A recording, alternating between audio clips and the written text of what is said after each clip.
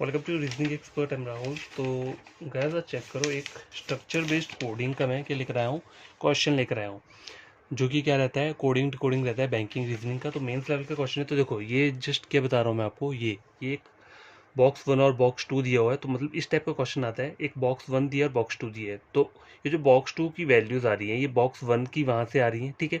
तो कंडीशंस जो अप्लाई होती हैं वो क्या होती हैं, ये देखो, नंबर 1 है does not contain vowel, number 2 है डज नॉट कंटेन कॉन्सोनेंट, ठीक है।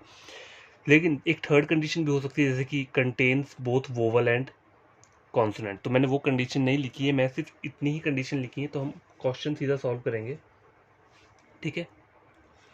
तो वैसे देखो, कंडीशंस मैंने यहाँ लिख दी है। मैंने क्वेश्चन लिया है FDB 16 एंड IOA 26। तो देखो यहाँ बोला है डज नॉट कंटेन वोवल। तो पहले चेक करो इस वाले, ये जो मुझे पहले वाला टर्म दिया है, इसमें वोवल दिख रहा है? कोई भी वोवल नहीं दिख रहा है। तो मुझे ये वाला कंडीशन अप्लाई करना पड़ेगा। लेकिन इसमें भी 2 पॉइंट दिए हैं, तो कौन सी कंडीशन अप्लाई होगी?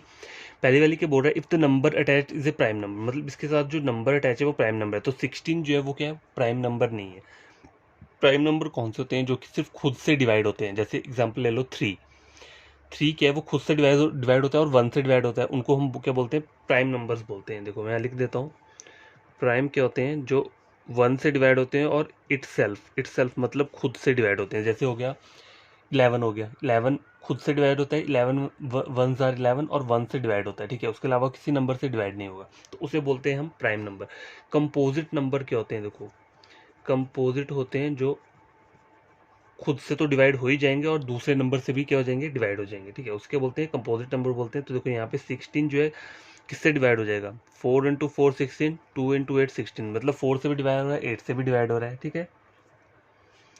ठीक है, और 3 से, और तो इन दोनों से डिवाइड हो रहा है, तो इसे क्या बोलेंगे हम? कंपोजिट नंबर बोलेंगे, जो कि 2 नंबर से या 3 नंबर से किससे डिवाइड हो जाए, ठीक है। तो 16 क्या है, कंपोजिट नंबर है। तो यहाँ पे कौन सा कंडीशन लगेगा? ये वाला, if the number attach the composite number. तो ये कंपोजिट नंबर है। Then change the consonant to their immediate next letter. जो कॉन्सोनेंट है उनको इमीडिएट नेक्स्ट लेटर में कन्वर्ट करना है। तो एफ के बाद कौन सा लेटर आता है? जी, ठीक है। डी के बाद क्या आता है?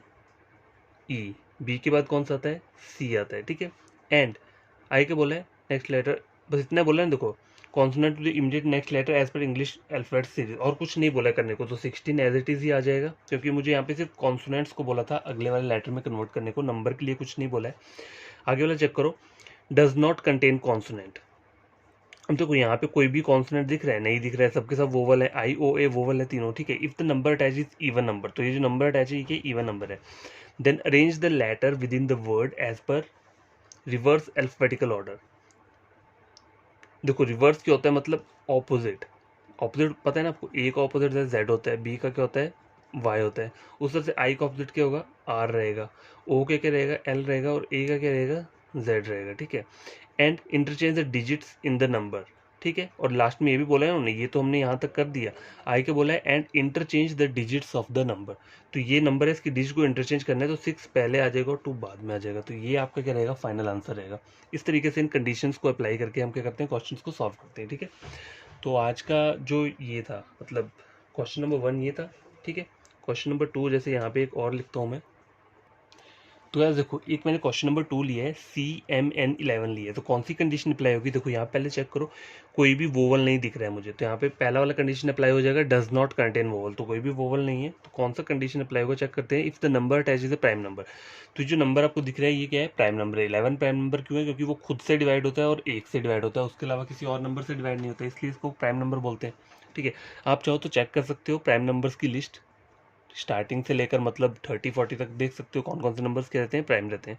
और कंपोजिट नंबर को भी देख सकते हो, अगर वैसे नहीं देखना है तो इसके तरीके से समझ सकते हो, ठीक है।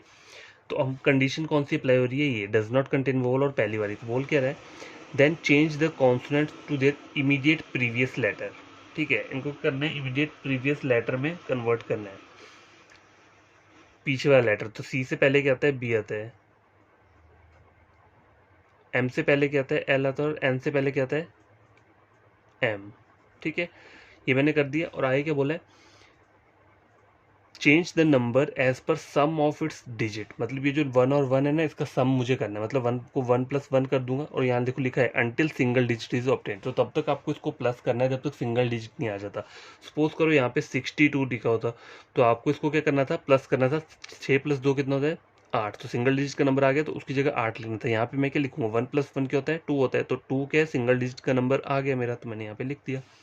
ठीक है, क्वेश्चन नंबर 2 कंप्लीट हो चुका है। देखो अब क्वेश्चन नंबर 3 चेक करो। तो गाइस ये चेक करो, यहाँ पे क्या बोल रहा है, अगर 12 नहीं ले रहे तो मैं इसको क्या ले लेता हूँ, 13 ले लेता हूँ। ठीक है, चलो इसको मैंने 13 नंबर ले लिया। ठीक है, इसे 13 ले लिया और एफ डी भी लिखा है। तो देखो एफ डी भी क्या है, डज नॉट कंटेन वोल, कोई भी वोल कंटेन नहीं है, तो कौन सी कंडीशन अप्लाई होगी, if the number attach a prime number. तो 13 क्या है, प्राइम नंबर है। Then change the consonant to their immediate previous letter. तो एफ से पहले क्या होता है, ई, डी से पहले सी आता है और बी से पहले क्या आता है, ए आता है। ठीक है, और नंबर को क्या करना है, हमें सिंगल डिजिट में क्या करना है, कन्वर्ट करना है इनको, मतलब ऐड करके 3 + 1 कितना होता है, 4। तो 4 के आगे एक सिंगल डिजिट का नंबर आ गया, तो इसका जो आंसर रहेगा वो क्या रहेगा, ये वाला रहेगा। तो आई होप आपको इस टाइप के क्वेश्चन समझ में आएंगे। इसके बोलते हैं हम स्ट्रक्चर बेस्ड कोडिंग बोलते हैं। ठीक है, जो कि मेंस एग्जाम में रहती है बैंकिंग के दूसरे कोई भी एग्जाम हो गए, मतलब और LIC हो गए, वहाँ पे भी आता है आ सकता है मतलब। तो आपको करना क्या है, आपको ये चीज़ें पढ़नी है। देखो मैंने कंडीशन क्या लिखी है, डज नॉट कंटेन वोवल और डज नॉट कंटेन कॉन्सोनेंट, 2 लिखी है। कभी कभी 3 कंडीशन भी पूछ लेता है, तो तीसरी कंडीशन कैसे पूछ सकता है वो, कि contains both vowel and consonant. Third condition देखो क्या हो सकती है, मैं यहाँ लिख देता हूँ। जैसे सपोज करो उन्होंने लिखा होगा यहाँ पे contains both vowel and consonant. ठीक है, तो आपको सॉल्व करने के लिए क्या दे सकता है, जैसे एक चेक करो, जैसे यहाँ पे मैंने ए लिख लिया, बी लिख लिया और आई लिख लिया, तो इसके अंदर देखो वोवल भी प्रेजेंट है और कॉन्सोनेंट भी प्रेजेंट है। ठीक है, इस टाइप का हो सकता है। और सपोज करो यहाँ पे मैंने किसी का स्क्वायर लिख लिया है, 25 लिख लिया है, तो ये 5 का स्क्वायर होता है। तो कोई भी कंडीशन उन्होंने वहाँ पे आपको अगर गिवन दी होगी, तो आप उसके थ्रू क्या कर सकते हो, इस वाले कोड को एक्सट्रैक्ट कर सकते हो। तो मैंने यहाँ कंडीशन नहीं दी है ये वाली, मैंने सिर्फ यहाँ पे 2 कंडीशंस दी थी। आप चाहो तो आपको 3 भी आ सकती हैं वहाँ पे। ठीक है, ज़्यादा से ज़्यादा 3 ही आती हैं, उससे ज़्यादा नहीं आएंगी। तो बस कंडीशंस को क्या करना है, अप्लाई करना है बढ़िया तरीके से। अब देखो मैं आपको बताता हूँ एक चीज़, एग्ज़ाम में जब क्वेश्चन आता है, तो जब आपको सपोज करो ये कंडीशन आपके सामने है, ठीक है, स्क्रीन के ऊपर है, तो आप बार बार इसे चेक करोगे तो आप क्या हो जाओगे, कंफ्यूज हो जाओगे। मतलब बार बार देखोगे तो टाइम वेस्ट होगा ना वहाँ पे। तो करना क्या है, देखो कंडीशंस अपनी रफ शीट पे, जो रफ आपका A4 साइज देते हैं ना, वो वहाँ पे क्या करना है, आपको लिख लेना है। कैसे लिखना है मैं बता देता हूँ। जैसे पहली कंडीशन मुझे क्या बोलिए, डज नॉट कंटेन वोवल, तो does not contain vowel DNCV करके मैंने लिख लिया। ठीक है, उसमें जो पहली कंडीशन दे रही है ये वाली कौन सी है, if the number attached is prime number. ठीक है, नंबर क्या है, अगर नंबर क्या है, प्राइम है, तो उसके लिए क्या बोला हुआ है, then change the consonant to their immediate previous letter. Consonant को क्या करना है, प्रीवियस लेटर में चेंज करना है।